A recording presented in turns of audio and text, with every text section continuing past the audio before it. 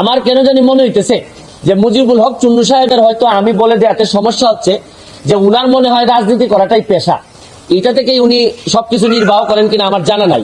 কারণ উনার আলাদা কোনো পেশা থাকলে এটা নিয়ে উনি কোনো চিন্তা করতেন না।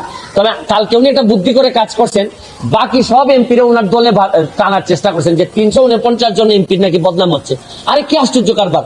একটা মানুষ এমপি হওয়ার পর তার বরাদ্দ সে বলবে না যে আপনারা জনগণের এই বরাদ্দ আসছে, আপনারা আপনারটা ভাগ করে দেবেন?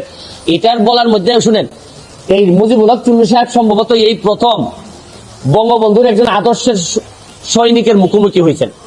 এর আগে হয়তো উনি ওইভাবে মিট করেন নাই, কারণ উনি তো হচ্ছেন গিয়ে একজন স্বৈরা শাসক এরশাদের নেতা। স্বৈরা শাসক এরশাদ, যিনি সারা জীবন এরকম জোর জবরদস্তি আর টাকা বানানো ছাড়া তার নেতা কর্মীদের খুব বেশি কিছু শিখাই যান নাই, সবার না, অল্প কিছু নেতাদেরকে যারা অনেক টাকার মালিক হয়েছেন এরশাদের আমলে। উনি তো এরশাদের স্বৈর শাসক এরশাদের একজন নেতা হয়ে উনি